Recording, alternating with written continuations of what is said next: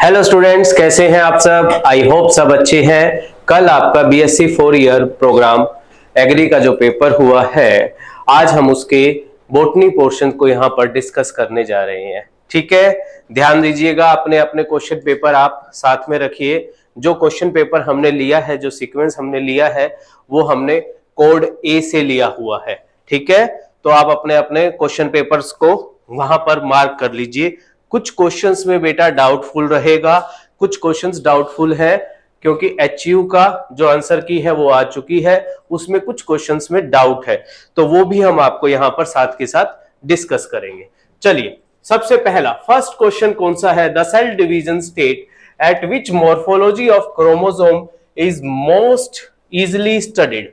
Most easily studied वाला जो सबसे बेस्ट, जहां पर क्रोमोसोम की स्टडी की जा सकती है, मॉर्फोलॉजी देखी जा सकती है, वो कौन सी स्टेज है।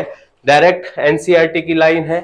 बी मेटाफेज, मेटाफेज स्टेज के ऊपर जो कंडेंसेशन है क्रोमोसोम की वो कंप्लीट हो जाती है और आप वहां पर बेस्ट स्टडी कर सकते हैं मॉर्फोलॉजी ऑफ क्रोमोसोम की। ठीक है, उसके बाद second question, biodiversity belongs to. Biodiversity belongs किससे बिलोंग करती है। Plant and animals, metal, both, A and B, या ऑप्शन है none of this. Of course biodiversity की बात हो रही है, तो बायोडाइवर्सिटी जो है लिविंग से रिलेट करती है, नॉन लिविंग का यहाँ पर कोई भी मतलब नहीं है। ठीक है, तो option A plant and animals इसका राइट आंसर है। ठीक है, इसका आंसर है ऑप्शन बी, इसका आंसर है ऑप्शन ए। चलिए नेक्स्ट क्वेश्चन हम बात करते हैं। Which one of the following criterion was not used in 5 kingdom classification. 5 kingdom classification में से इनमें से कौन सा क्राइटेरिया यूज नहीं किया था। 5 किंगडम क्लासिफिकेशन हमें किसने दिया था, आर.एच. वाइटेकर सर ने 1969 में दिया था। 5 क्राइटेरिया उन्होंने वहां पर कंसीडर किए थे। सेल स्ट्रक्चर का, बॉडी ऑर्गेनाइजेशन का, reproduction, mode of reproduction, mode of nutrition और साथ ही साथ फाइलोजेनेटिक रिलेशनशिप। ये 5 क्राइटेरिया वहां पर यूज किए थे। बॉडी मेटाबॉलिज्म जो है वो वहां पर कोई भी क्राइटेरिया यूज नहीं किया गया था 5 किंगडम क्लासिफिकेशन को डिवाइड करने के लिए। तो इसका आंसर जो है ऑप्शन सी आएगा। आप साथ के साथ अपने आंसर्स को मैच करिएगा और देखिएगा कि कितने क्वेश्चंस आपके ठीक हो रहे हैं। ठीक है, चलिए next question. Which of the following organism are the sole member of kingdom Monera. First line है एनसीईआरटी की, जब किंगडम मोनेरा स्टार्ट होता है तो पहली लाइन है कि bacteria are the sole member of kingdom Monera. जो बैक्टीरिया है वो किंगडम मोनेरा के क्या है, सोल मेंबर। तो ऑप्शन ए इसका राइट आंसर रहेगा। ठीक है, चलिए नेक्स्ट क्वेश्चन है। एक common name brown alga is given to the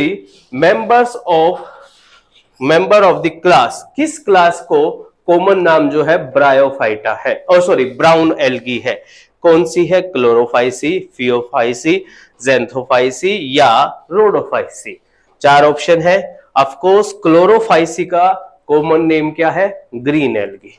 ठीक है, फियोफाइसी का जो कॉमन नेम है वो है बेटा ब्राउन एल्गी।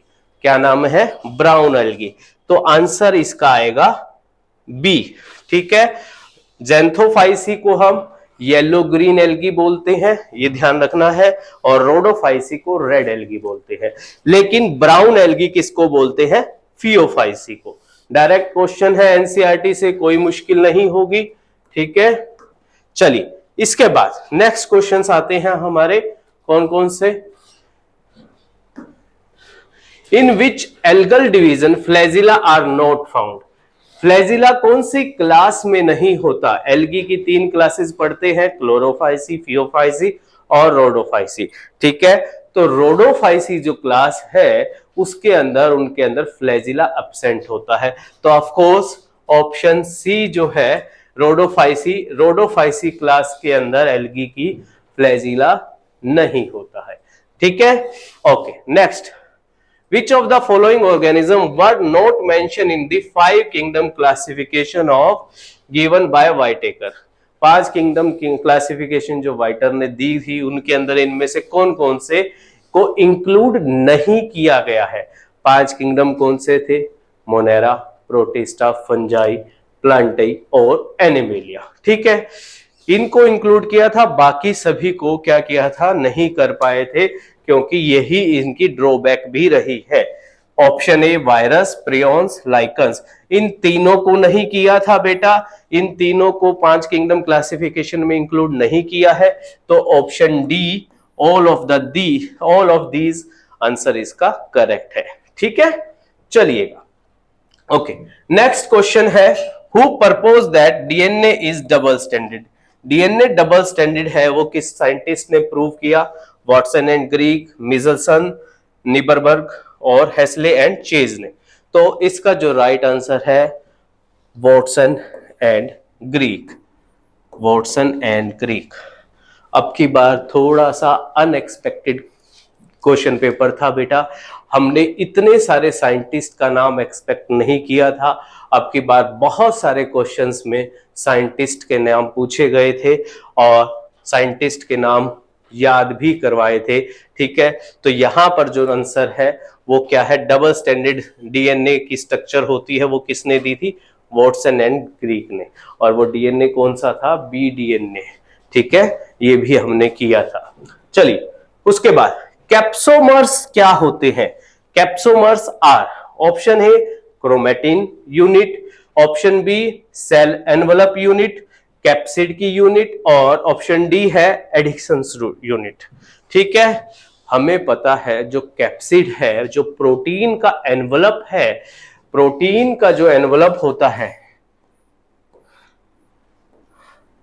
ये बैक्टीरियोफेज है। बैक्टीरियोफेज के अंदर ये कोलर सेल्स, उसके बाद इसकी अलग अलग सेल्स नीचे से।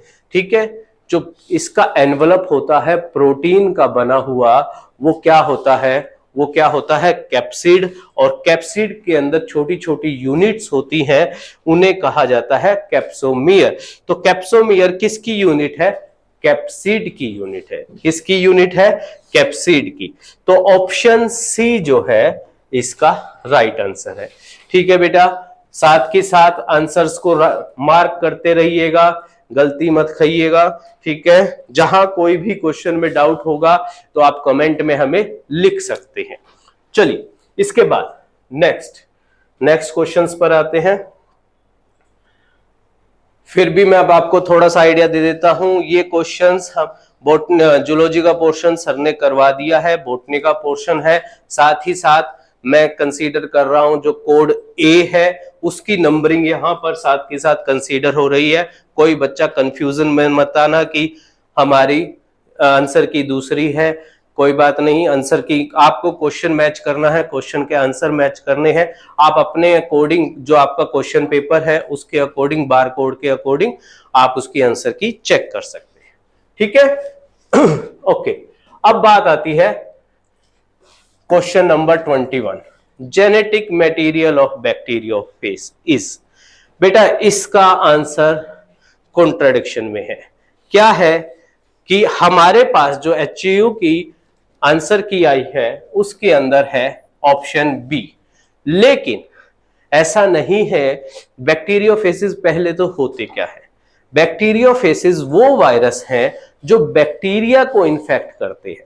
ठीक है, और बहुत सारे ऐसे वायरसेस भी हैं, बैक्टीरियोफेसिस भी हैं जो जेनेटिक मटेरियल RNA रखते हैं। ठीक है, तो हमारे अकॉर्डिंग इसका आंसर आना चाहिए बोथ A एंड B, लेकिन मोस्ट कॉमन जो होता है बैक्टीरियोफेज में जेनेटिक मटेरियल वो है DNA। ठीक है, तो क्या पता NCERT जो HCU है वहां से उन्होंने इस चीज को कंसीडर कर करके ये आंसर दिया है। लेकिन यहां पर अगर एंड वर्ड नहीं आता और वर्ड आता, बोथ A और B, A और B में से कोई भी हो सकता है। हमें पता है वायरस के अंदर RNA या DNA एक ही जेनेटिक मटेरियल होगा, दो जेनेटिक मटेरियल कभी भी नहीं होंगे। ठीक है, तो या इस वजह से HCU ने इस आंसर को रिडार्ट किया है। तो इसका आंसर HCU के अकॉर्डिंग B है, लेकिन इसका आंसर सी भी हो सकता है। आप लोग अगर यूनिवर्सिटी में ट्राई करेंगे तो वहां पर क्या पता इसका आंसर मॉडिफाई किया जा सके। ठीक है, चलिए next question. The pattern of arrangement of the leaves on A stem branches is called. Pattern, किस अरेंजमेंट में लीफ लगे हुए हैं ब्रांच पर या स्टेम पर, उसे क्या कहते हैं? Option A phyllotaxy, option B venation, dichotomy, branching. ठीक है, तो सिंपल सी बात है, फाइलोटैक्सी क्या होती है? Arrangement of the leaf on the branch और अ स्टेम। ठीक है, तो ऑप्शन ए जो है वो इसका राइट आंसर है। ऑप्शन ए जो है इसका राइट आंसर है। कुछ बच्चों को डाउट विनेशन में हो सकता है। विनेशंस क्या होती हैं बेटा? रेटिकुलेट विनेशन और पैरेलल विनेशन हमने किया हुआ है। जो वेन्स होती है उनकी अरेंजमेंट कैसी है? अगर पत्तों पे वेन्स इस तरह से अरेंज है तो उसे हम रेटिकुलेट विनेशन बोलते थे, और अगर किसी पत्ते पर जो वेन्स है वो पैरेलली अरेंज है, जैसे कि आप देखते हो बनाना का जो लीफ होता है, बनाना के लीफ पे बिल्कुल पैरेलल वेनेशन होती है, वो अरेंजमेंट ऑफ वेन्स होती है। ध्यान रखना, विनेशन का मतलब है अरेंजमेंट ऑफ वेन्स। ठीक है, यहां गलती मत करिए ना। चलिए नेक्स्ट क्वेश्चन बात करते हैं। कोलियोपेटाइल इज फाउंड इन। कोलियोपेटाइल कहां मिलता है? पढ़ा हुआ है। एम्ब्रायो याद कीजिए, हमने एम्ब्रायो की स्ट्रक्चर की थी। एम्ब्रायो के अंदर डाइकोट के अंदर की थी जहां 2 कोटिलिडन होते हैं, और मोनोकोट के अंदर याद कीजिए स्कूटेलम पढ़ा था जहां 1 कोटिलिडन है। उसके एपिकोटाइल पार्ट पर जो शूट एपेक्स था, शूट एपेक्स के अंदर जा करके कोलियोपेटाइल पढ़ा था, होलो स्ट्रक्चर थी। ठीक है, उस स्ट्रक्चर को हम क्या बोलते थे? कोलियोपेटाइल। और ये कहां होती है? मोनोकोट के सीड के अंदर। कहां होती थी बेटा? मोनोकोट के सीड के अंदर। तो इसका जो राइट आंसर है ऑप्शन बी। ठीक है, इस वाले का आप लोगों ने लिख ही लिया होगा, ऑप्शन ए था फाइलोटैक्सी। ठीक है, नेक्स्ट क्वेश्चन। इजी क्वेश्चन चल रहे हैं, बिल्कुल इजी क्वेश्चन है, कोई घबराने की जरूरत नहीं थी इन क्वेश्चंस के अंदर। डायरेक्ट एनसीईआरटी से था। 1-2 क्वेश्चन ऐसे थे जो थोड़ा सा टफ लेवल पर बोल सकते हैं, लेकिन क्वेश्चन पेपर वैसे मॉडरेट था। ठीक है, चलिए next question. Which of the following is not an example of simple tissue? Simple tissue, 3 type के सिंपल टिश्यू किए थे हमने। सिंपल टिश्यू किसके टाइप थे? परमानेंट टिश्यू के ना। परमानेंट के अंदर हमने 2 टाइप पढ़े थे, सिंपल टिश्यू और कॉम्प्लेक्स टिश्यू। सिंपल टिश्यू किसे बोलते थे? जिनके अंदर केवल एक ही टाइप की सेल हो, उसे ही सिंपल टिश्यू बोलते थे। ठीक है, तो पैरेन्काइमा, कोलनकाइमा, स्क्लेरेन्काइमा 3 टाइप के सिंपल टिश्यू थे। इजी क्वेश्चन है। मेरिस्टेमेटिक टिश्यू जो है वो सिंपल टिश्यू में नहीं आता, ये डिवाइडिंग सेल वाला है, परमानेंट टिश्यू नहीं है। ऑफ कोर्स ध्यान कीजिए, हमने किए थे एक तो डिवाइडिंग वाला टिश्यू होता है, कौन सा? Dividing tissue. दूसरे होते हैं परमानेंट। ठीक है, कौन से होते हैं? परमानेंट। परमानेंट के 2 टाइप थे, सिंपल और कॉम्प्लेक्स। सिंपल और कॉम्प्लेक्स। सिंपल के अंदर हमने 3 किए थे, ये parenchyma, collenchyma, sclerenchyma. Parenchyma, parenchyma, collenchyma और स्क्लेरेन्काइमा, ये 3 किए थे। और कॉम्प्लेक्स में ध्यान कीजिए हमने कौन कौन से किए थे? जाइलम एंड फिलोयम, ये किए थे। ठीक है, और डिवाइडिंग टिश्यू का नाम था मेरिस्टेमेटिक टिश्यू। तो इसका आंसर कौन सा आ गया है हमारा? Of course answer A, direct question है, सिंपल क्वेश्चन था। ठीक है, 30 सेकंड से ज्यादा टाइम नहीं लगना चाहिए था इस पे। चलिए ये क्वेश्चन कर लिए हैं, आंसर की अपने मैच कर ली है, आगे चलते हैं।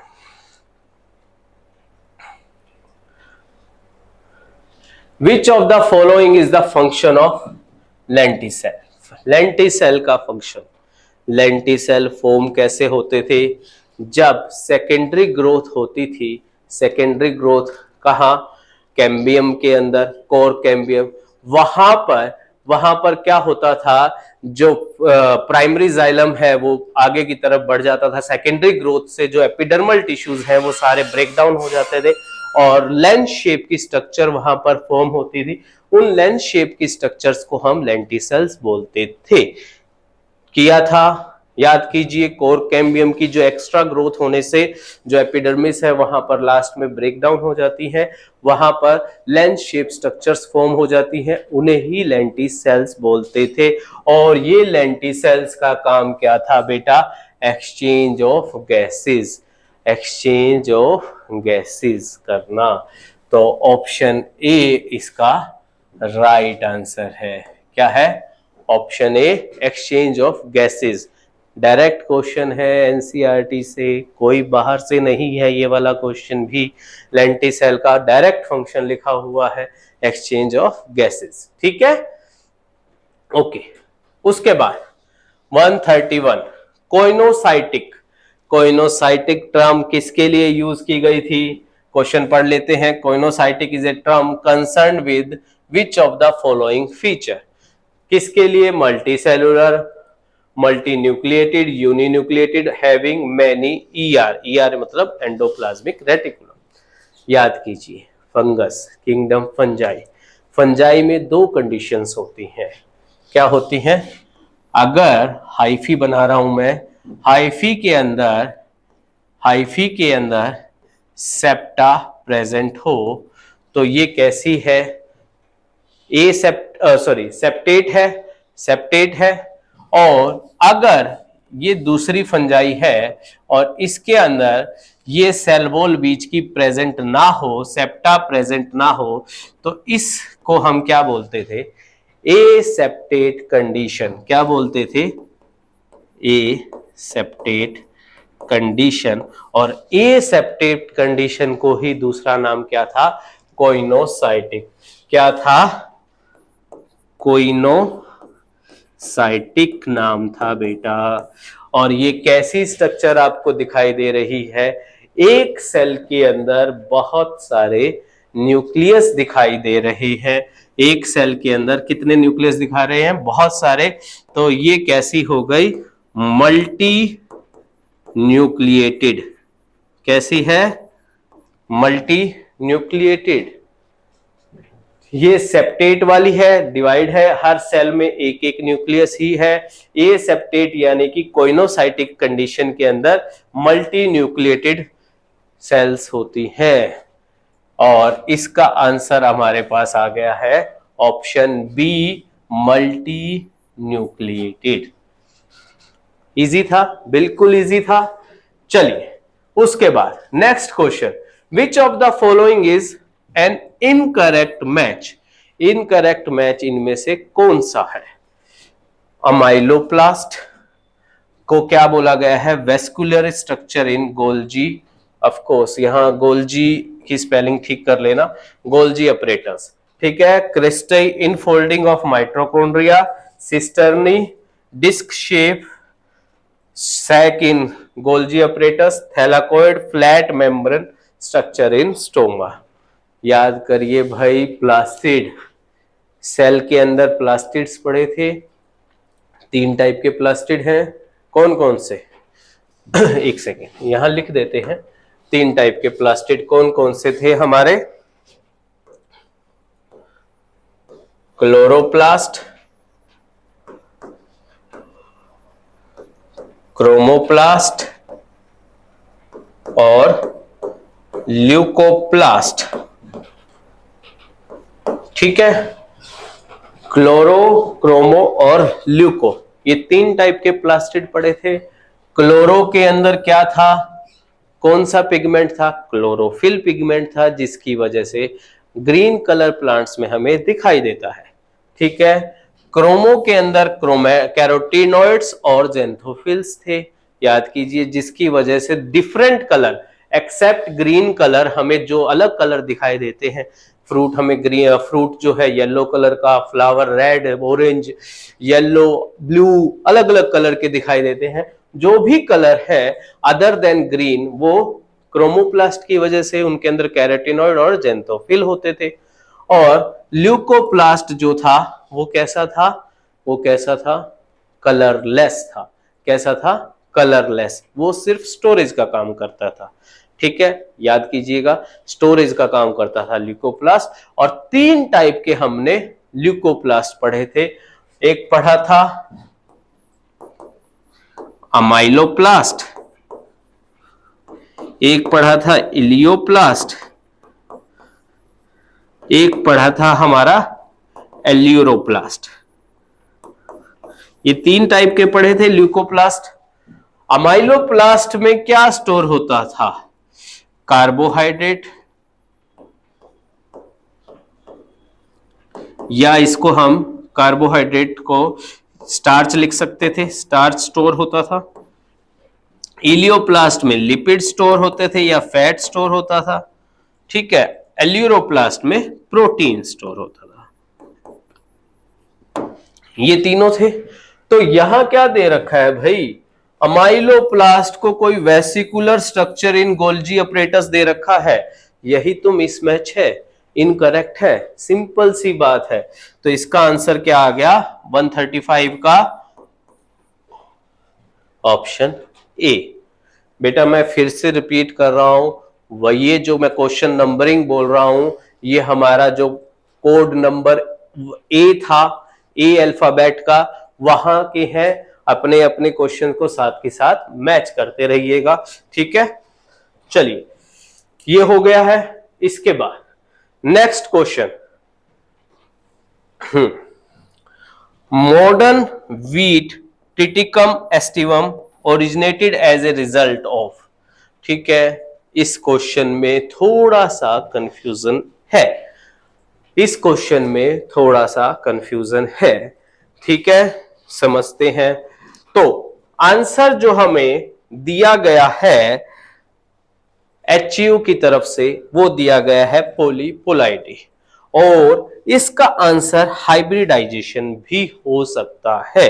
तो A और C के अंदर थोड़ा सा क्या है, कॉन्ट्राडिक्शन है कि यहां पर A आएगा या C आएगा, दोनों ही आ सकते हैं।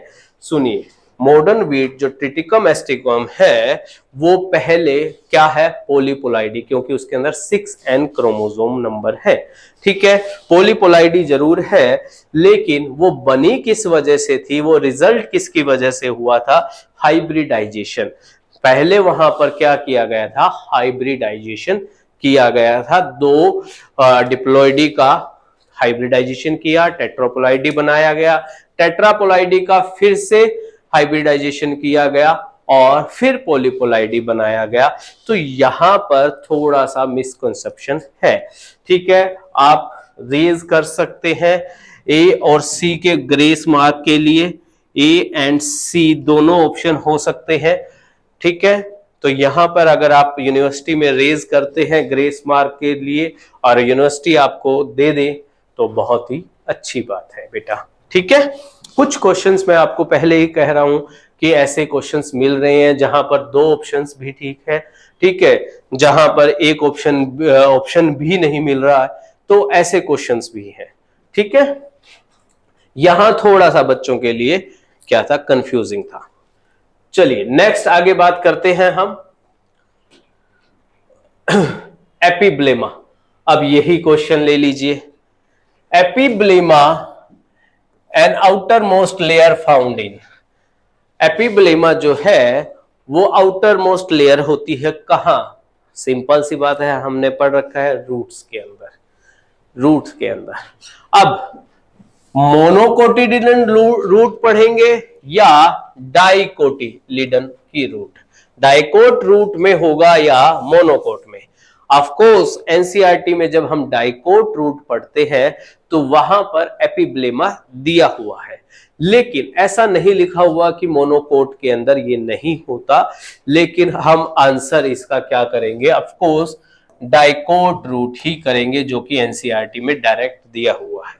ठीक है, हाँ मोनोकोट में ऐसा नहीं लिखा हुआ कि एपिब्लेमा नहीं होती, लेकिन और उसके अंदर सिर्फ डिफरेंसेस दिए गए हैं, लेकिन हम जो आंसर करेंगे उसको डाइकोट रूट को ही टिक करेंगे, और डाइकोट रूट ही यहां पर हमारे कहां दिया हुआ है, एचयू की आंसर की में दिया हुआ है। ठीक है, चलिए next question, which among the following conservational strategy is said to be close to nature. Close to conservation, जो कि क्लोज हो नेचर के, ऑफ कोर्स सिंपल सी बात है, ऑफ साइट और एक्साइट, एक्स-सी2 का मतलब एक ही है, अपनी जगह छोड़ करके किसी ऑर्गेनिज्म को दूसरी जगह कंजर्व करना, नेचर से दूर लेकर के जाना। और इन सीटू क्या होता है, उसके नेचुरल हैबिटाट में ही उसको कंजर्व कर देना, ताकि वहां पर उसको कोई हार्मफुल इफेक्ट ना हो, कोई बाहर वाला आकर के उसको नुकसान ना पहुंचा सके, उसे ही हम क्या बोलते हैं, इन सीटू कंजर्वेशन, उसके नेचुरल हैबिटाट में। और वो नेचुरल है तो नेचर के सबसे क्लोज है, तो ऑफ कोर्स इसका आंसर ए ही आना है। क्या आना है, ए। ठीक है, चलिए, हु डिस्कवर्ड न्यूक्लियस, भाई 8th क्लास से पढ़ते आ रहे हैं, रॉबर्ट ब्राउन ने किया था, डायरेक्ट 5 सेकंड का आंसर था, 5 सेकंड का, कोई टाइम नहीं कंज्यूम करना था इस पे। ठीक है, okay. The various form of genes are known are called as, various form gene की, एलील्स, बिल्कुल सही बात है, एलियोमॉर्फ और एलील्स एक ही बात है, दोनों का मतलब एक है, तो of course both A and B, C answer आएगा बेटा। एलियोमॉर्फ, एलील्स को ही एलियोमॉर्फ बोला गया है, एलील्स को ही क्या बोला गया है, एलियोमॉर्फ बोला गया है, तो बोथ ए एंड बी इसका आंसर आएगा। चलिए नेक्स्ट क्वेश्चन पे आते हैं, आगे लेकर चलते हैं। हाँ भाई, यहां कुछ डाउट है, यहां का क्वेश्चन का स्टेटमेंट ही थोड़ा सा अजीब है। हम मान के चलते हैं ये क्वेश्चन ग्रेस में आना चाहिए, एचयू को ये क्वेश्चन ग्रेस में डालना चाहिए। ठीक है, और बिल्कुल, the two type of inheritance due to the interaction of two alleles of same gene, same gene के दो एलील की इंटरेक्शन से जो इनहेरिटेंस होती है उसे क्या बोलते हैं, उसे क्या बोलते हैं। क्वेश्चन की लैंग्वेज समझ में आ गई, ठीक है। एपिस्टेसिस आंसर दिया हुआ है बेटा। एपिस्टेसिस क्या होता है, दो डिफरेंट जीन्स के बीच की इंटरेक्शन होती है, और उसमें एक जीन जो है वो मास्किंग करता है दूसरे के ऊपर। तो एपिस्टेसिस तो हमें ऐसा लगता है बिल्कुल भी कतई नहीं आना चाहिए, ए आंसर जो है इसका वो कतई ही नहीं आना चाहिए, जो कि आंसर की में दिया गया है। ठीक है, मल्टीपल एलिज्म भी नहीं आना चाहिए, क्योंकि मल्टीपल एलिज्म जो है यहां पर कई जीन्स के बारे में, या एलील्स कई है, ठीक है, और डोमिनेंस इंटरेक्शन की बात कर रहा है, तो आंसर डोमिनेंस या इनकम्प्लीट डोमिनेंस में भी नहीं है। अगर इसमें ऑप्शन में हमारे पास एग्जैक्ट आंसर कोडोमिनेंस होना चाहिए था, कोडोमिनेंस अगर ऑप्शंस में होता तो बिल्कुल सही आंसर आ जाता, लेकिन इसके अंदर से हम जो है वो क्या बात कर रहा है, type of inheritance due to the interaction, जब दो की इंटरेक्शन होती है, ठीक है, डोमिनेंस जरूर शो करता है लेकिन उसमें इंटरेक्शन नहीं होती। ठीक है, आ सकता है बी भी, लेकिन हम इसका आंसर जो देंगे वो देंगे सी, और एचयू ने दे रखा है ए आंसर बेटा। तो हम ये मान के चलते हैं कि इसके अंदर बच्चों को जरूर से जरूर ग्रेस मार्क मिलना चाहिए, और कोई एचयू का अगर सुन रहा है, इस वीडियो को देख रहा है, तो मैं ये कहूंगा कि प्लीज इस क्वेश्चन को कंसीडर किया जाए। ठीक है, प्लीज इस क्वेश्चन को कंसीडर किया जाए ग्रेस मार्क के लिए। चलिए उसके बाद द पॉइंट म्यूटेशन इज, इस क्वेश्चन में भी थोड़ा सा कंफ्यूजन जरूर है बेटा। ठीक है, change in the structure and the number of chromosome, ये नहीं आएगा, ऑफ कोर्स नहीं आएगा। A change in the structure of gene, C option है ए फ्रेम शिफ्ट म्यूटेशन, और डी ऑप्शन है a crossover. Of course crossover भी नहीं आएगा, क्योंकि क्रॉसओवर में भी बहुत सारे जीन्स इधर से उधर होते हैं।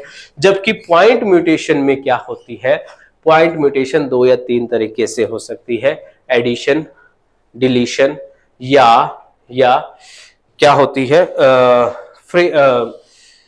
एक्सचेंज, एक पॉइंट्स एक चेंज हो गया है। तो इसका ऑप्शन में भी हम बी और सी दोनों ही मान करके चलते हैं, बी और सी। लेकिन बी को हम कंसीडर ज्यादा नहीं कर पाएंगे, क्योंकि ए change in structure of DNA, DNA की अगर स्ट्रक्चर में चेंज है, स्ट्रक्चर ऑफ जीन की अगर स्ट्रक्चर में चेंज है, तो यहां पर कोई स्पेसिफिक नहीं है कि उसका न्यूक्लियोटाइड में चेंज है, ठीक है, वो स्पेसिफाई नहीं है। हाँ, point mutation, frame shift mutation होती है, ये हमें पता है, एक टाइप है, ठीक है। तो हम बी और सी मान के चलते हैं। एचईओ ने जो आंसर दिया हुआ है वो बी दिया हुआ है बेटा। फिर से मैं यही बात आपसे कहूंगा कि हम इसको ग्रेस मार्क के लिए रिगार्ड करते हैं कि ग्रेस मार्क मिलना चाहिए, क्योंकि इसमें कोई स्टेटमेंट की क्लियरिटी नहीं दी हुई, इन क्वेश्चंस में क्लियरिटी नहीं है। चलिए ओके, नेक्स्ट क्वेश्चन पर आते हैं। नेक्स्ट क्वेश्चन,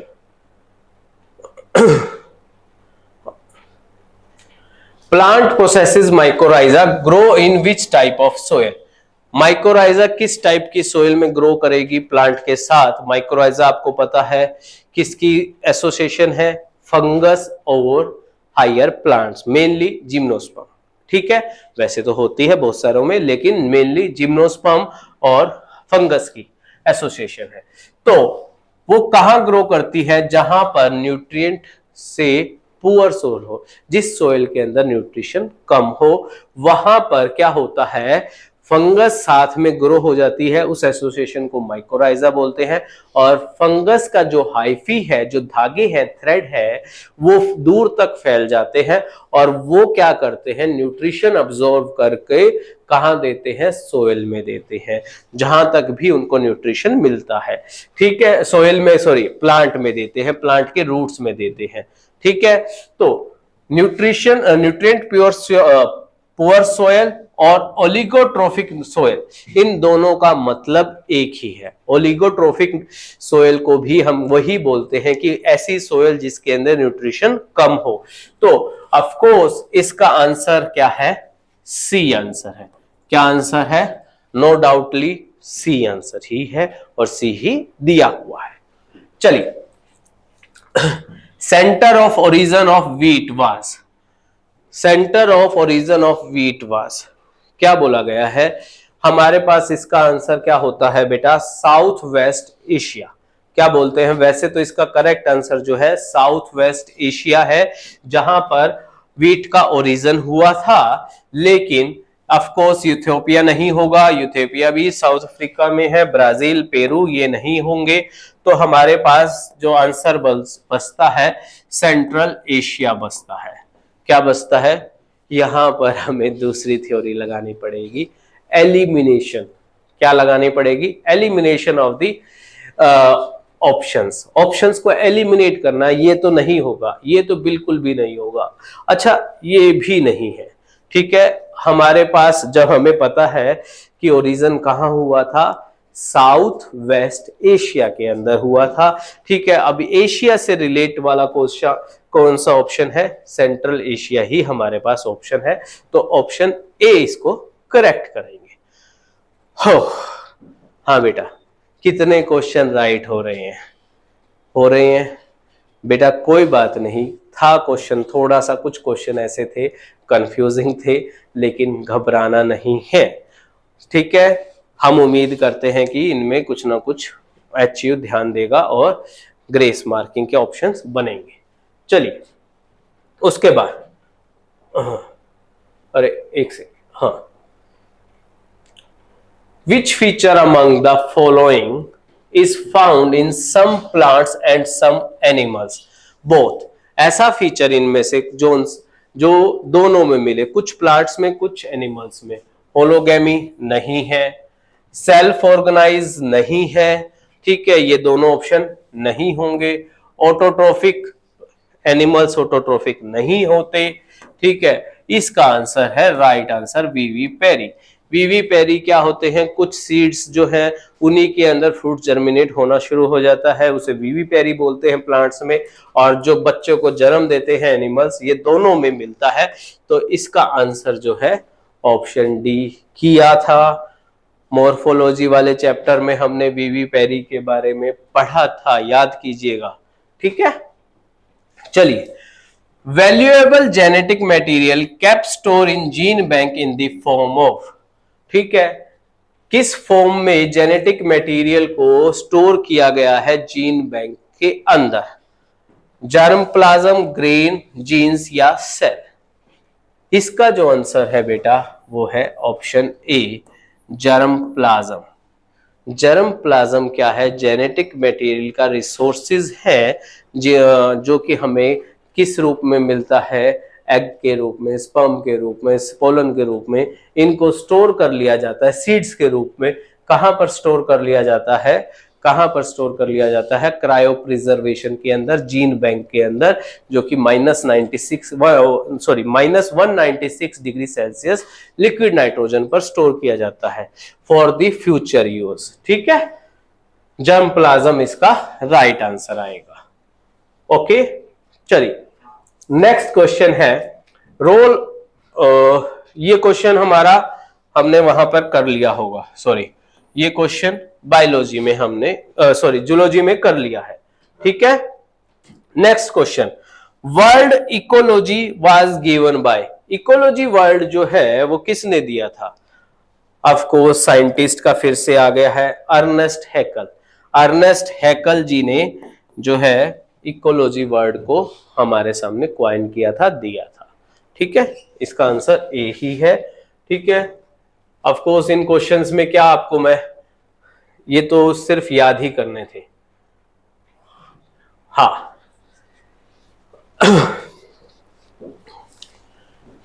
क्वेश्चन अच्छा है। Phytoplanktons grow abundantly in which zonation of lake? Lake के कौन से जोन के अंदर जो है फाइटोप्लैंक्टन्स ग्रो करते हैं?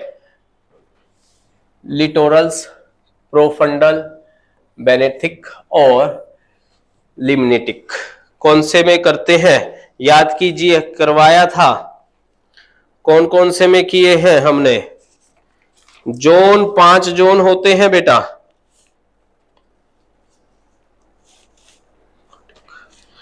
हाँ, पहला जोन कौन सा था? लिटोरल था। दूसरा था लिम्नेटिक। तीसरा था प्रोफंडल। और चौथा वाला जो था हमारा, फोर्थ वाला कौन सा था? याद कीजिए, यूफोटिक।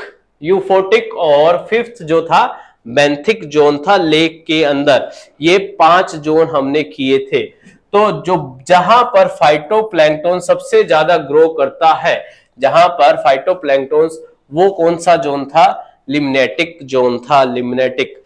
5 जोन थे बेटा, 5 में यहां पर 4 दिए गए हैं, 4 में से एक और एक्स्ट्रा है, वो है यूफोटिक। यूफोटिक जोन, ठीक है। पहला जोन लिथोरल, दूसरा जोन लिम्नेटिक, टॉप से बॉटम की तरफ जाते हुए है ये सीक्वेंस। तीसरा प्रोफंडल और यूफोटिक, चौथा था यूफोटिक जोन। और फिफ्थ जोन जो है वो है बेनेथिक जोन, ठीक है। ये 5 जोन होते हैं लेक के अंदर। जो सेकंड जोन है लिम्नेटिक जोन, यहां पर सबसे ज्यादा फाइटोप्लैंक्टन्स जो है मोस्ट अबंडेंट, ठीक है, याद रखिएगा।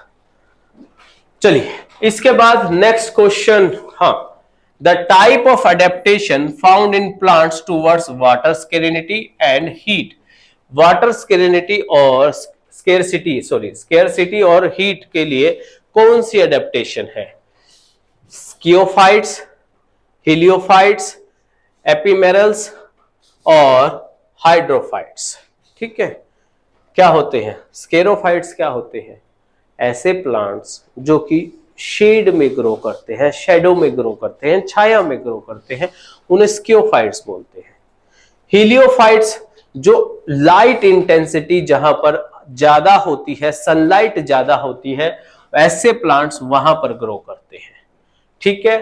एपीमेरल्स क्या होते हैं? एपीमेरल्स जो वो प्लांट जो कि शॉर्ट लीफ होते हैं, ये डेजर्ट एपीमेरल्स भी होते हैं, मड एपीमेरल्स जिनको वेट एपीमेरल्स भी बोला जाता है, काफी टाइप के होते हैं जो शॉर्ट लीव होते हैं। इनके अंदर मॉडिफिकेशन होती है वाटर की कमी से, वाटर की कमी हो तब ग्रो कर जाए, और हीट की। ठीक है। इनकी अडेप्टेशन होती है किसके लिए? वाटर स्केर्सिटी के लिए और हीट के लिए। ठीक है। हाइड्रोफाइट्स जो पानी में ग्रो करते हैं। ठीक है। तो ऑफ कोर्स इसका आंसर आना चाहिए ऑप्शन सी। ठीक है। एपीमेरल्स। एपीमेरल्स बेटा कई टाइप के होते हैं, जो ऐसे प्लांट्स होते हैं जो शॉर्ट लीव्ड होते हैं। ठीक है। डेजर्ट एपीमेरल्स भी होते हैं, मड एपीमेरल्स भी होते हैं, वेट एपीमेरल्स भी होते हैं, जो कि पानी की कमी में भी ग्रो करते हैं और लाइट में भी। ठीक है। हीट में, सॉरी, हीट में। ओके। उसके बाद नेक्स्ट क्वेश्चन, हाँ, which of the following is a source of creating genetic variability in plants during the development of new variety? Grace वाला क्वेश्चन है। क्या है? ग्रेस वाला क्वेश्चन है। इसके ऑप्शंस सभी हो सकते हैं, hybridization, polyploidy, mutation, genetic engineer, इन सभी से न्यू वैरायटीज डेवलप की जा सकती है। ठीक है। Source of creating genetic variability, new variety के अंदर जेनेटिक वेरिएबिलिटी लाई जा सकती है इन सोर्स से, पॉलीपोलाइडी से, हाइब्रिडाइजेशन से, म्यूटेशन से, या जेनेटिक इंजीनियरिंग से। आंसर जो एचयू में दिया गया है वो ए दिया गया है, लेकिन हम इसको कोई भी आंसर कंसीडर कर सकते हैं। हमने कंसीडर सी और डी दोनों ही किए थे, म्यूटेशन और जेनेटिक इंजीनियरिंग से भी जेनेटिक वेरिएबिलिटी लाई जा सकती है नई स्पीसीज के अंदर, नई वैरायटी के अंदर। म्यूटेशन से भी लाई जा सकती है, हाइब्रिडाइजेशन से भी लाई जा सकती है। तो बेटा मैं फिर से वही बात कहूंगा कि ये क्वेश्चन जो है ग्रेस मार्क वाला क्वेश्चन है, इसको ज्यादा कंफ्यूज होने की जरूरत नहीं है। आई होप एचयू वाले इसको ग्रेस मार्क में कंसीडर करेंगे। ठीक है। आप अपनी तरफ से रिक्वेस्ट लगा सकते हैं कि ये क्वेश्चन थोड़ा सा आप देखिए, इन क्वेश्चन के आंसर क्या रहेंगे। ठीक है। चलिए, ओके। हाँ, नेक्स्ट क्वेश्चन क्या है? A group of plants having same genotype, same genotype जिनका होता है उसे हम बोलेंगे बेटा वैरायटी। क्या बोलेंगे? Option A variety. कुछ बच्चों को क्या होता है? Pure line. प्योर लाइन का आंसर इसका बी ऑप्शन सूझ रहा है। ठीक है। क्या होता है बेटा, इसमें कंफ्यूज मत होना, समझिएगा। सेम जीनोटाइप बोला है, मैं क्या बोल रहा हूं? Same genotype. प्योर लाइन हम किसको कंसीडर करते हैं? जब होमोजाइगस कंडीशन हो, या कैपिटल टी हो, या स्मॉल टी हो। ठीक है। प्योर लाइन वहां पर कंसीडर किया जाएगा। लेकिन सेम जीनोटाइप में तो कैपिटल टी स्मॉल टी भी हो सकता है, हेटेरोजाइगस भी हो सकता है। तो उसका आंसर जो है वैरायटी आएगा बेटा। क्या आएगा? वैरायटी। एक group of plants having same genotype, उसको ही हम क्या बोलते हैं? वैरायटी बोलते हैं। अलग अलग वैरायटी मिल सकती है। ठीक है। हाइब्रिड नहीं बोलेंगे, हाइब्रिड नहीं बोलेंगे, होलोटाइप्स नहीं बोलेंगे। ठीक है। चलिए next question, colchicine is used for production of polyploidy. Colchicine क्या होती है बेटा? एक ड्रग होती है जो कि ट्यूब वगैरह के फॉर्म में मिल जाती है। इसको क्या किया जाता है? इसको जो प्लांट का एक्सटेंसिव ग्रोथ वाला पार्ट होता है ना, जैसे कि एपिकल मेरिस्टेम हो गया, शूट मेरिस्टेम हो गया, वहां पर अप्लाई कर दिया जाता है। या क्या होता है, जो सीड होते हैं, सीड के अंदर भी, सीड को भी इनमें सोक कर करके ग्रो करने के लिए छोड़ दिया जाता है। तो यहां पर क्या होता है, जो माइटोसिस या मियोसिस होती है जब भी, तो उसमें इक्वल डिवीजन नहीं होती। और ये क्या करता है? ये क्या करता है?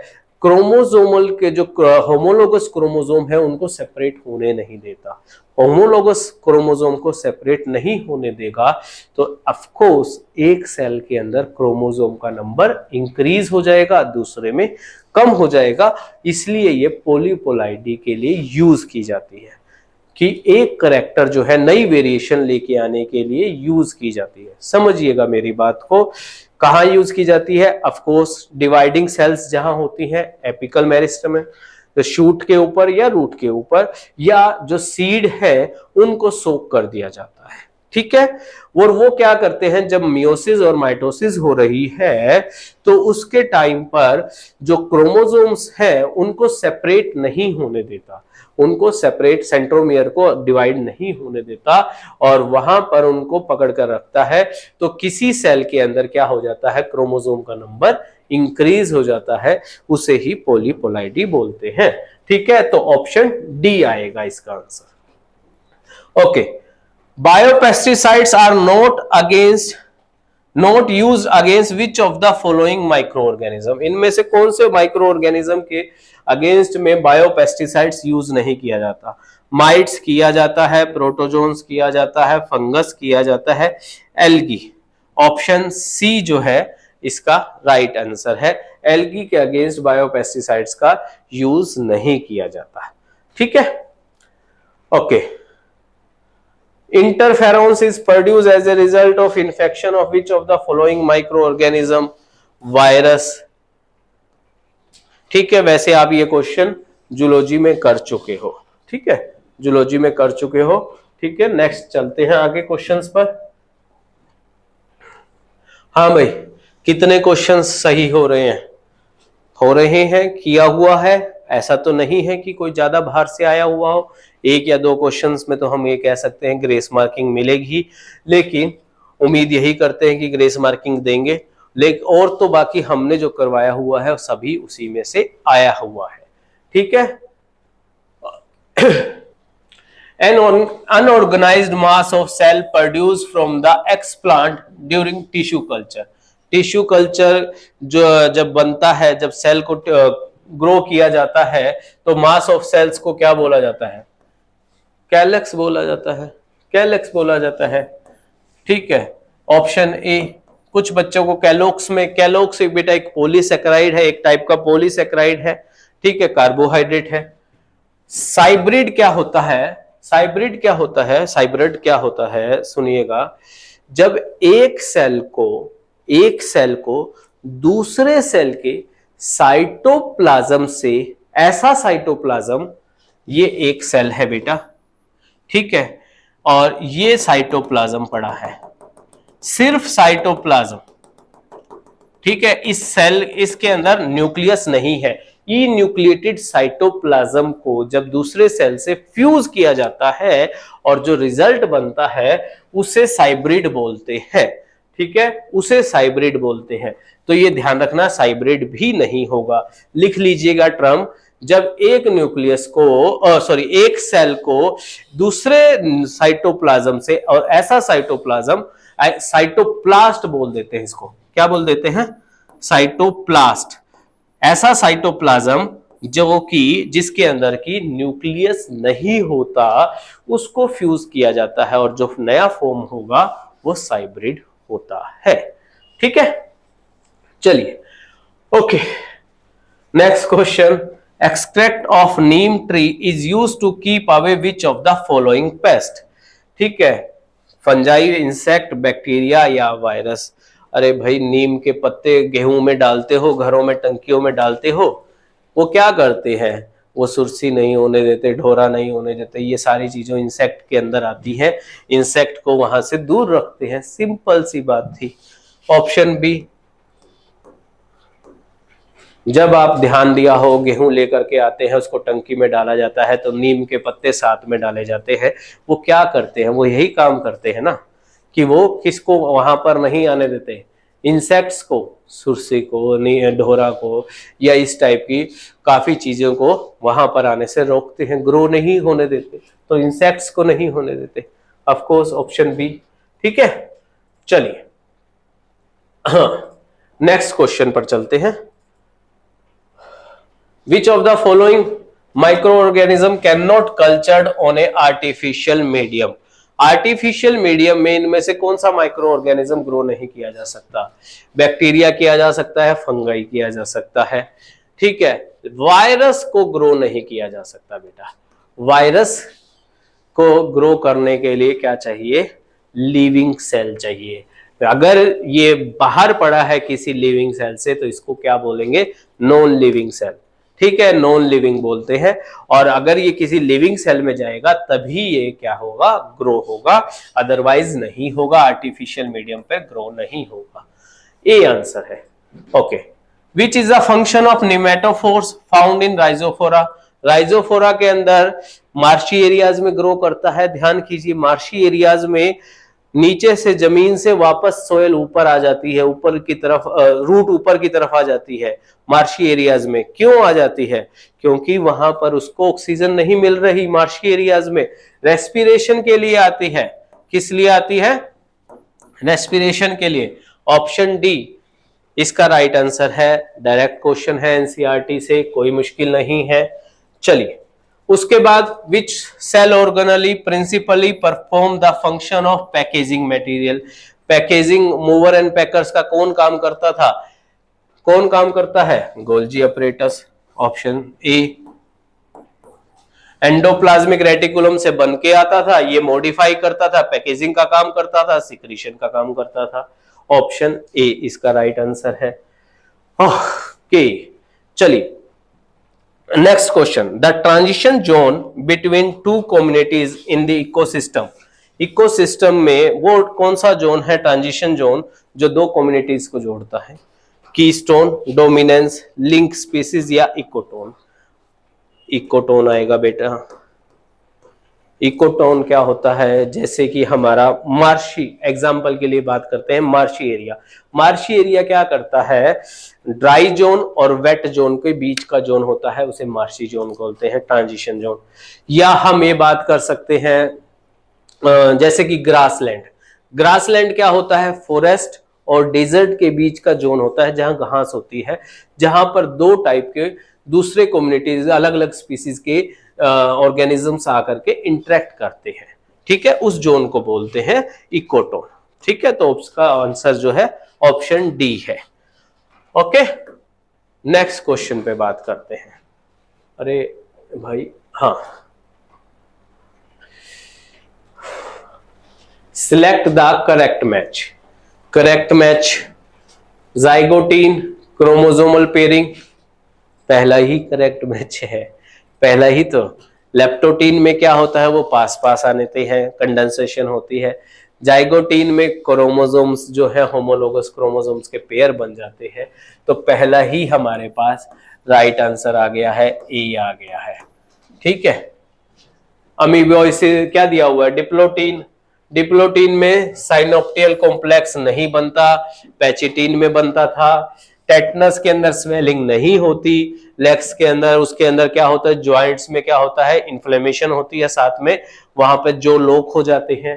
ठीक है, अमीबोइसिस में मेंटल रिटार्डेशन नहीं होती भाई, डायरिया टाइप से होता है।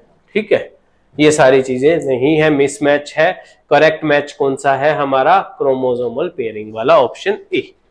Okay, adaptation strategy in which some animals have the capacity to blend with the surrounding is called camouflage. Option A इसका राइट आंसर है बेटा, कैमियोफ्लेज। कैमियोफ्लेज क्या होता है? जैसे आपने देखा होगा गिरगिट, गिरगिट क्या करती है? रंग बदलती है। जहां का भी वो है वहां की एडेप्टेशन उसी में ब्लेंड हो जाती है, मिक्सअप हो जाती है। ब्लेंड अप होने का मतलब ब्लेंडर नहीं होता यार घरों में, ब्लेंडर से क्या कर देते हैं? सारी चीज मिक्स कर देते हैं। उसी तरह यहां पर ब्लेंड अप हो जाती है, मिक्स हो जाती है, उसमें पता नहीं चलता कि कौन सा क्या चीज है। इसी तरह ऑर्गेनिजम्स भी अपने आप को अडेप्ट कर लेते हैं सराउंडिंग से, ताकि वो प्रीडेटर से बच सके, शिकारियों से बच सके। इस फिनोमिना को कैमियोफ्लेज कहते हैं। और ये कैमियोफ्लेज एनिमल्स में ही नहीं, सोल्जर्स भी करते हैं बेटा। सोल्जर्स क्या करते हैं? आपने ध्यान दिया होगा, जब भी वो किसी फाइट पर जाते हैं तो अंधेरे में अपने मास्क, मुंह के ऊपर ब्लैक लाइनिंग्स लगा लेते हैं, ताकि दुश्मन जो आसपास का सराउंडिंग है उसमें इजिली छिप सके, ठीक है, छिप करके इजिली देख सके पोजीशंस को। तो इसको बोलते हैं हमारे कोमियोफ्लेज, ठीक है। हाइबरनेशन क्या होता है? हाइबरनेशन और माइग्रेशन दोनों इन्वायरमेंट से रिलेटेड है। हाइबरनेशन जब एक्सट्रीम सर्दी पड़ती है तो कुछ जानवर अपने आप को छुपा लेते हैं, जैसे कि पोलर बियर है, पोलर बियर छुपा लेता है गुफाओं में। माइग्रेशन किसी इन्वायरमेंटल कंडीशन से इधर उधर घूम जाना। मिमिक्री करना होता नहीं है लेकिन वैसा दिखाई देना, ठीक है। हर जो स्नेक है वो पॉइजनस नहीं होता। बहुत सारे जानवर जो है अलग अलग आवाजें निकालने की कोशिश करते हैं ताकि वो अपने आप को बचा सके, मिमिक कर सके दूसरों की तरह, लेकिन एग्जैक्टली वो नहीं कर पाते, ठीक है। ओके, उसके बाद next question, the interaction between population of species where both the species get benefit is called as. इनमें से कौन सी ऐसी है जिसमें इंटरेक्शन, जिनमें कि दोनों पॉपुलेशन ऑफ स्पीसीज को बेनिफिट हो? कॉम्युनिस्टलिज्म याद कीजिए, एक को फायदा दूसरे को नुकसान, कोई फर्क नहीं पड़ता। 0+1 + 0+1 ये थी कॉम्युनिस्टलिज्म, जिसमें एक को फायदा था और दूसरे को कोई फर्क नहीं पड़ रहा था। म्यूचुअलिज्म जिसमें दोनों को फायदा होता है। तो ऑफ कोर्स हमारा आंसर तो आ ही चुका है, हमने ऐसा ही तो इंटरेक्शन देखना था जिनमें दोनों स्पीसीज को बेनिफिट होता था, दोनों प्लस। प्रीडेटर में एक को प्लस एक को नुकसान, एक को फायदा एक को नुकसान। इसी तरह पैरासिटिज्म में भी एक को फायदा एक को नुकसान, प्लस माइनस प्लस माइनस, इसमें ही दोनों प्लस प्लस है, ठीक है। तो आंसर बी आएगा बेटा। चलिए ओके, कुछ ही क्वेश्चंस बचे हैं,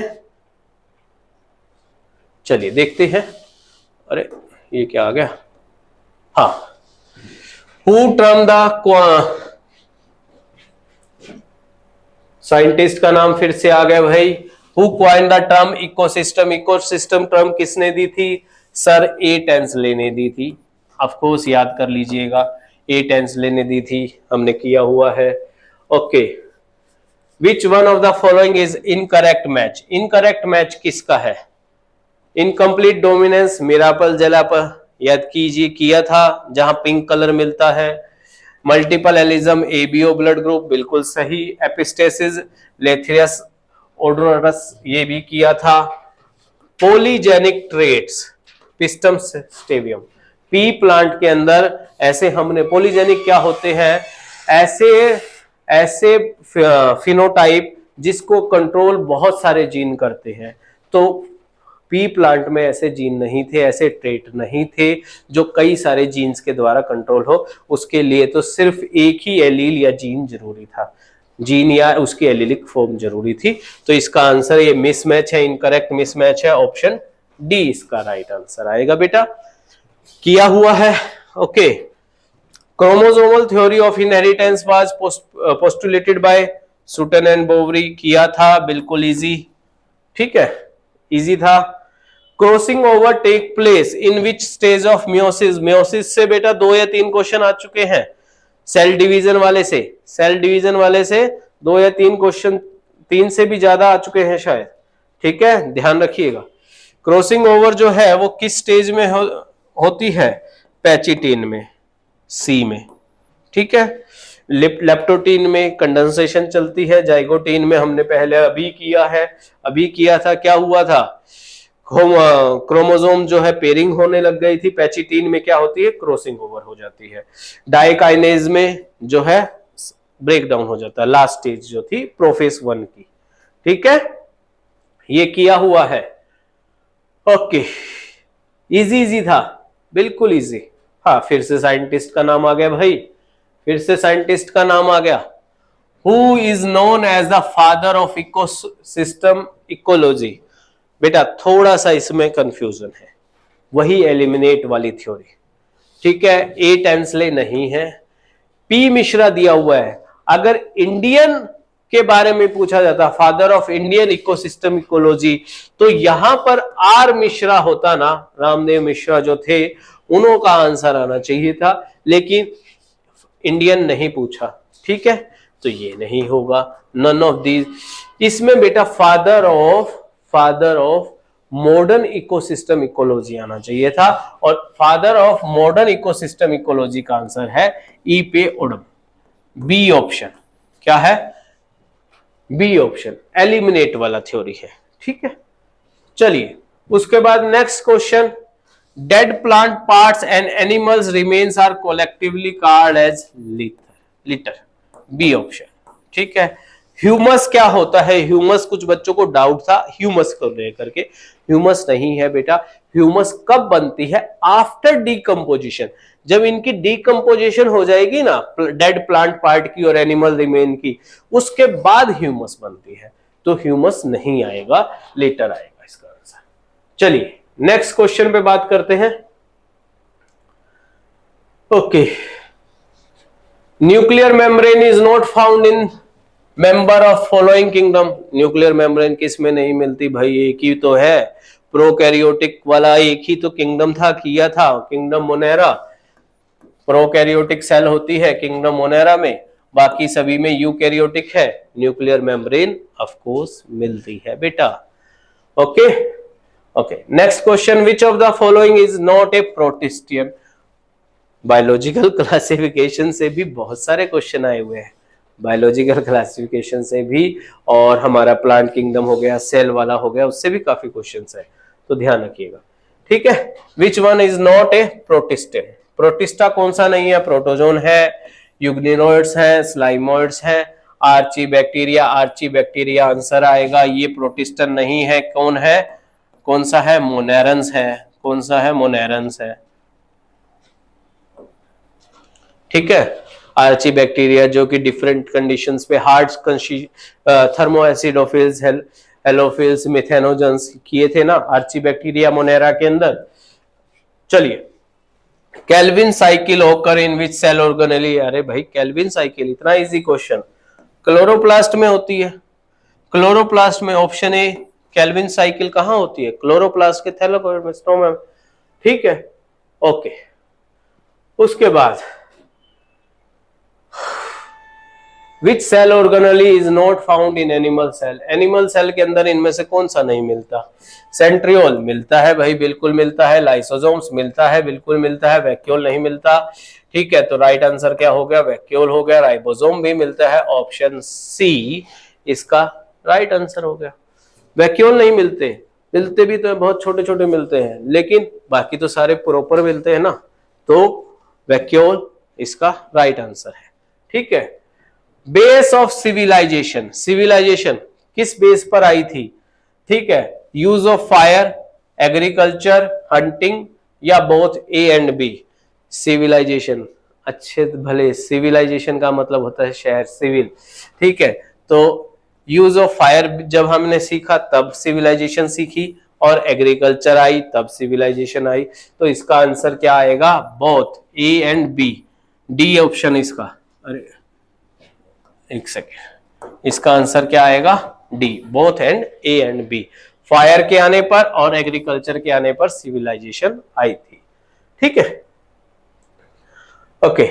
genetic material contain in reproductive cells, reproductive cells के अंदर जेनेटिक मटेरियल कौन सा है भाई? Genotype, gene pool, gene genetic variability, germ plasm. Of course, of course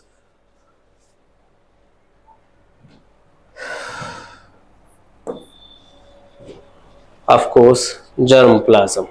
मैंने आपको बताया जर्म प्लाज्म क्या होता है, जेनेटिक मटेरियल का रिसोर्स होता है जो रिप्रोडक्टिव सेल्स होती है, एग सेल हो गई, स्पर्म सेल हो गए, पोलन ग्रेन हो गए, ठीक है, सीड्स हो गए, उनके अंदर मिलता है जर्म प्लाज्म। तो जेनेटिक मटेरियल जिनके अंदर कौन से है? Germ plasm, option D. ये कर चुके हैं बेटा हम। कोई भी क्वेश्चन ऐसा नहीं था जो ज्यादा हार्ड था, सिवाय 3 या 4 क्वेश्चन को छोड़कर जिसमें कंफ्यूजन। ठीक है, ओके। नेक्स्ट क्वेश्चन, अरे भाई फिर से साइंटिस्ट का नाम।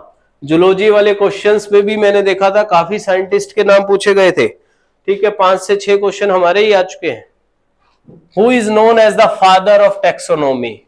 अरे यार, बाइनोमियल नोमेनक्लेचर दिया था कार्लस लिनियस जी ने। ऑप्शन ए इसका राइट आंसर है, कार्लस लिनियस। ठीक है, टैक्सोनॉमी, फादर ऑफ टैक्सोनॉमी बोला गया है इनको। इजी क्वेश्चन था। Okay, which one of the following is common among all member of species. Species के, ठीक है, के अंदर कॉमन कौन सा होता है? बायोडाइवर्सिटी, ऑफ कोर्स डाइवर्सिटी आ गया तो विभिन्नता आ गई। विभिन्नता में जब हमने सेम की बात करनी है तो ऑफ कोर्स बायोडाइवर्सिटी नहीं होगा। जीन पूल, बेटा जीन पूल क्या होता है? एक पूरी पॉपुलेशन स्पीसीज के अंदर जितने भी जीन है या उसकी एलेलिक फॉर्म है, उन सभी को जीन पूल बोला जाता है। याद कीजिए, करवाया था। जीन पूल में क्या हुआ था? जब किसी जीन या ग्रुप ऑफ बहुत सारे जीन एक स्पीसीज के और या उनकी एलिलिक फॉर्म, वो सारे को हम कंसीडर करते हैं जीन पूल में। ठीक है। ई कार्ड क्या होता है? कुछ बच्चों को ई कार्ड और इको टाइप्स का नहीं पता। ई कार्ड क्या होता है? इन्वायरमेंट चेंज की वजह से पॉपुलेशन इधर से उधर चली जाती है, उनमें क्या होता है? वेरिएबिलिटी आ जाती है, उसे हम ई कार्ड बोलते हैं। ई कैड, सॉरी, क्या बोलते हैं? Ecad. ठीक है। Habitat form which are environmentally induce variation, habitat की वजह से उनके अंदर क्या आ गई है? वेरिएबिलिटी आ गई है। और इसी तरह इको टाइप्स क्या होती है? वो पॉपुलेशन जो जेनेटिकली डिफरेंट होती है अलग अलग पॉपुलेशन में अलग अलग इकोसिस्टम में जाकर के। ठीक है। तो इसका जो राइट आंसर है common among all member of species, वो होता है जीन पूल। ठीक है। Okay, which of the following is a source of genetic variability. Genetic variability किसकी वजह से आती है? ऑफ कोर्स म्यूटेशन की वजह से भी आती है और माइग्रेशन की वजह से। तो option C, both A and B. Mutation भी वेरिएबिलिटी लाता है और माइग्रेशन भी। तो ऑप्शन सी। हाँ, autumn wood is form during which of the following season. Autumn wood कब बनती है भाई? किया हुआ है एनाटॉमी वाले में, स्प्रिंग वुड और ऑटम वुड। ऑटम वुड को लेट वुड भी बोलते थे। लेट वुड कब बनती थी? जब जाइलम जो है उसका मेटाबॉलिज्म कम हो जाता है, कैम्बियम, सॉरी, वेस्कुलर कैम्बियम जो है उसका उसकी डिवाइड करने की जो कैपेसिटी है वो स्लो डाउन हो जाती है। जाइलम एलिमेंट्स जो है वो नैरो बनते हैं। ठीक है, थोड़ी मेटाबॉलिज्म होती है। और वो कौन सा सीजन होता है? Winter season. विंटर सीजन के अंदर ऑटम वुड मिलती है, लेट वुड जिसको बोलते हैं। तो ऑप्शन सी इसका राइट आंसर है बेटा। ओके, लास्ट क्वेश्चन बचता है, presence of bulliform cells in the characteristic feature of bulliform cell. Bulliform cells हमें कहां मिलती थी भाई? ऐसी सेल्स होती हैं जो एम्प्टी होती हैं, लार्ज होती हैं, कलरलेस होती है, किया था। और मेनली वेन्स के बीच वाली जो मिड वेन होती है वहां पर मिलती है और मोनोकोट्स में मिलती है। और यहां मोनोकोट्स कौन सा है? Grasses. Option A, option A. हाँ बेटा, ये हमारे सारे आंसर्स थे, आप लोगों ने मैच कर लिए हैं। कोई भी डाउट हो तो आप हमें कमेंट कर सकते हैं कमेंट बॉक्स में जा करके कि सर इसमें डाउट है, ये कैसे है। ठीक है, क्वेश्चन के आंसर जरूर किए जाएंगे।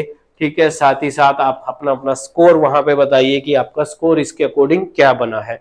ठीक है, ग्रेस मार्क को हम छोड़ सकते हैं अगर आपकी एनसीआर सॉरी एचयू के जैसे सेम आंसर की लगा करके आए हैं, तुक्का मार करके आए हैं, और उसको कंसीडर कर सकते हैं। ठीक है, लेकिन उनको बिना कंसीडर किए अगर आप बात करें तो कितने क्वेश्चंस या आंसर आपके सही है वो कमेंट बॉक्स में जरूर कीजिएगा। जो भी डाउट हो वो पूछना जरूर है, हेजिटेशन नहीं रखनी है। ठीक है, okay, thank you very much.